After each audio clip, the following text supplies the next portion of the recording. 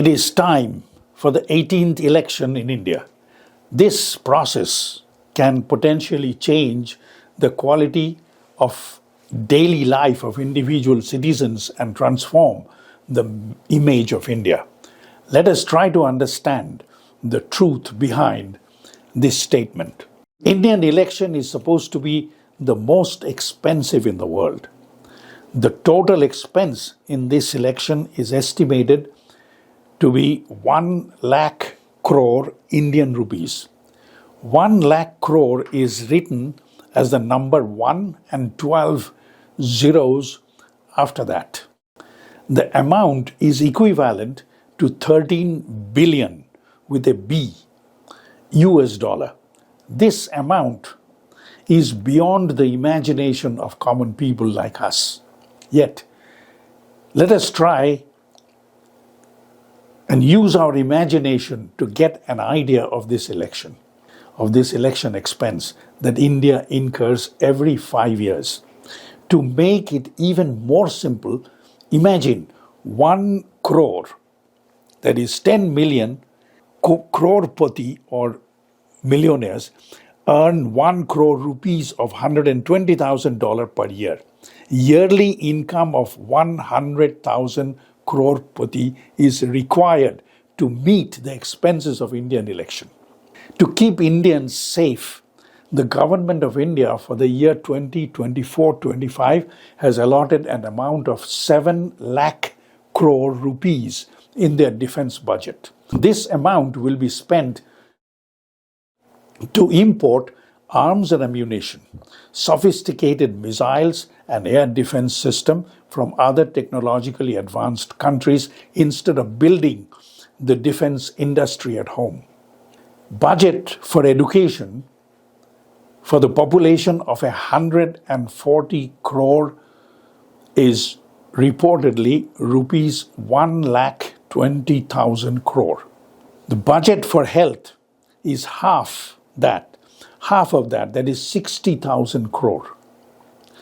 This is the estimated allocation of resources the government spends for defense, education and healthcare for 140 crore people. This is the estimated allocation.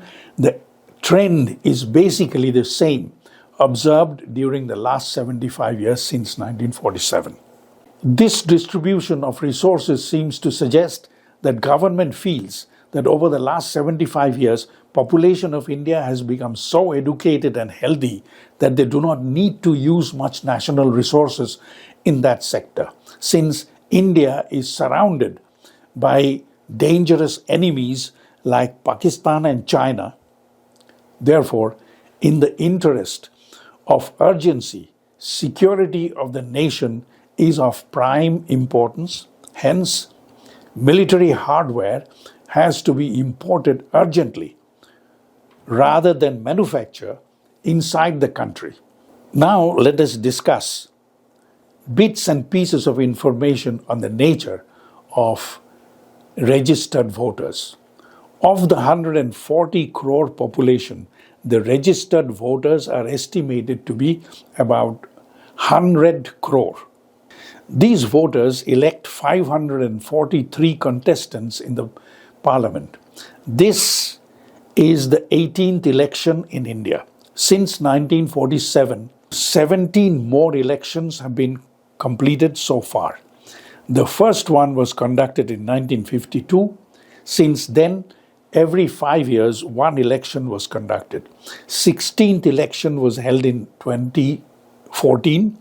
The 17th one was held in 2019, and this forthcoming election is the 18th one.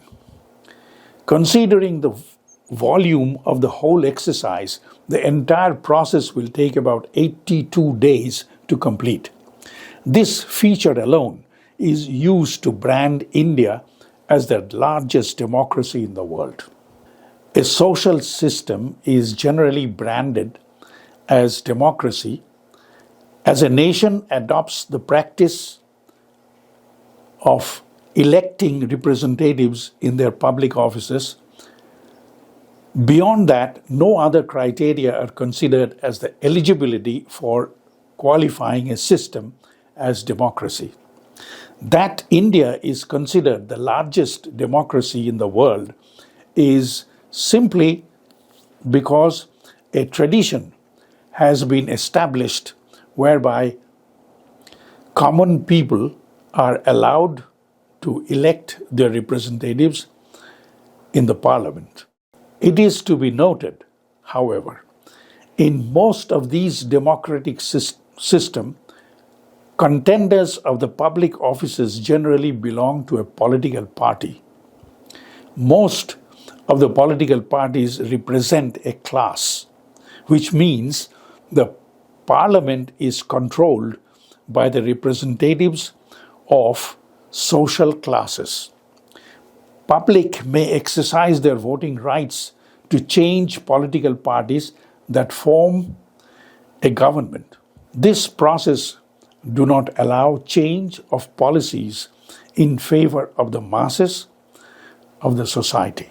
Accordingly, a country like Israel, whose very existence is based on illegal encroachment of others' land, a country that right at this moment is practicing genocide and has slaughtered more than 33,000 innocent people, of which 2/3 are women and children, is branded as a democracy.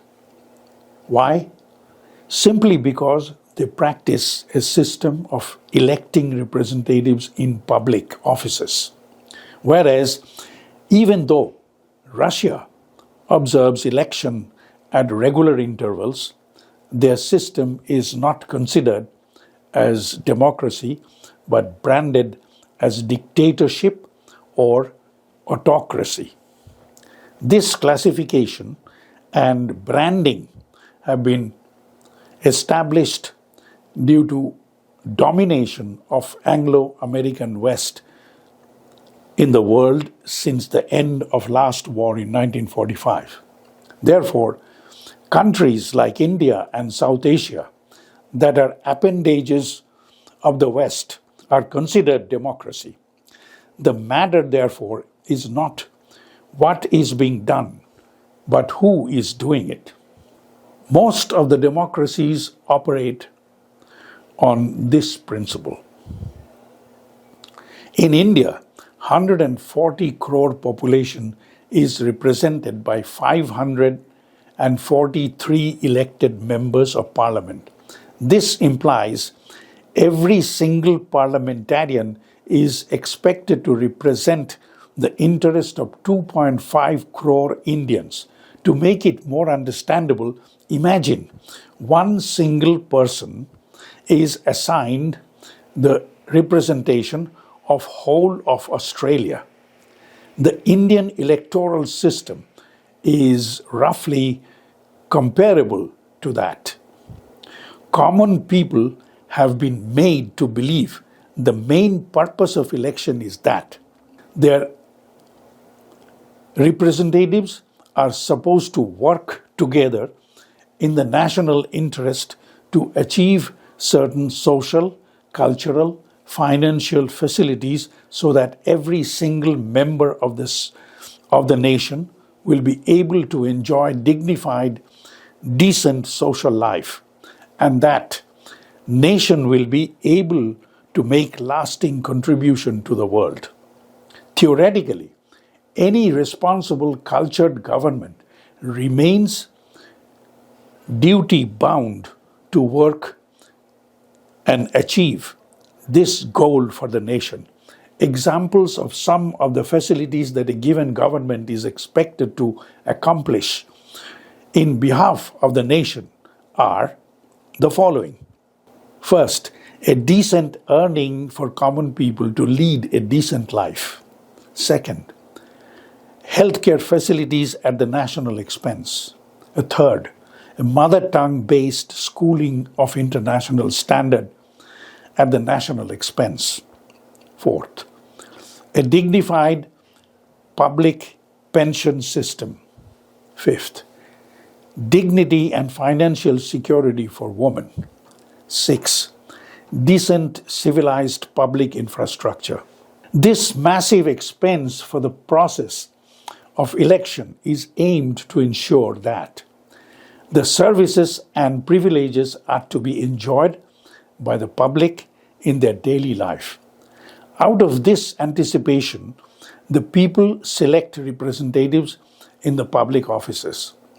These selected parliamentarians enjoy benefits that are not only dignified but royal. All their expenses are incurred by the taxes levied from the common people. Another way of saying the elected public representatives is in service for the electorates. In exchange for their handsome compensation, public representatives should be obliged to deliver amenities required for decent and dignified social life of the public. According to General Convention, any new appointment requires verification of an applicant's qualification, experience, sincerity, honesty, etc. And after the appointment, employees' accountability is also reviewed. In the Indian context, qualifications and experiences of the representatives of public offices are never ever evaluated. Neither there is any tradition of holding these representatives accountable for consequences. Therefore, Indian politics have become an open field where most of the representatives seek opportunities for self-enrichment. As public representative, the resources and network they access are used for self-enrichment. This is the political culture of India. This is a brutal fact. It always has been. Theoretically, representatives of an Indian public office holds very heavy responsibility. Voters in their own interest should seriously consider the qualification, experience of the individuals who approach voters for their support to get into a public office. Under the current social environment, the intellectual ability of the common voters is not high enough to evaluate competence of the political representatives. Just carefully watch the substance of their political campaign. You will notice these political contenders never discuss their understanding on how to address the massive and widespread unemployment among skilled and unskilled workers. They will never raise the issue of how to solve the problem of establishing schooling of international standard, or supplying drinking water or electricity, healthcare of international standard, and security for women, ensuring legal rights and privileges for common people, etc. How and why take an organized stand against corruption, home delivery of government services? Contenders of public offices will never ever discuss or touch upon how to establish these services for the public. These political elements are neither intellectually nor ideologically competent enough to nurture any such ideas. Why the issue of delivering basic social and municipal amenities in each household is never discussed? The reason is not very difficult to identify. Of all the members of parliament, every second one has criminal records, and every third one is semi-illiterate. These elements are mostly hoodlums and lumpen proletariat. They are anti-social elements by profession. These elements are employed to capture political power in behalf of the political parties. Tasks for which intellectuals are not fit for. Therefore, a given political party must use their support to gain power. Once power is captured, these hoodlums become useless for running state administration. But the political leadership of the parties are neither able nor intend to get rid of these hoodlums. Another point to be emphasized is those intellectuals of a political party, are they competent enough or sharp enough to work out technical details of how to establish and deliver social amenities to the common people? Generally not. Even if some of them are qualified to work out the technical details of delivering facilities to the public, mentally or ideologically, they have no plan of improving public facilities. During the last 75 years, many political parties appeared and disappeared in the political scenario of India. None left any lasting impression on the nation. Over the last 10 years, India has witnessed the appearance of a political party called Aam Aadmi Party. Right from day one, they declared with remarkable clarity that the foundation of any given nation is the neglected, downtrodden, deprived community of workers and peasants. They emphasized no nation can possibly progress without improving the quality of life of downtrodden people who are in the majority.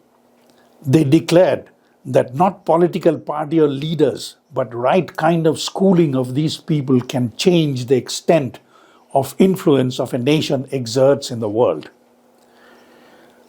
Out of that conviction, the Aam Aadmi Party took practical steps to improve the quality of life of these people through the right kind of schooling, healthcare, and home delivery of all government services. As expected, they confronted fierce resistance from the central government and their bureaucracy. Since the government of Aam Aadmi Party was formed in one single territory of Delhi, their influence and acceptability started to grow. In a matter of 10 years, the party proved that with the right intention and competent leadership, the life of an entire class of workers and peasants can indeed change. Instead of support, encouragement, and cooperation, the mainstream media, corporate-sponsored political parties, and a section of bureaucracy put up savage resistance. Net result is their ministers are in prison under false pretext and fabricated charges.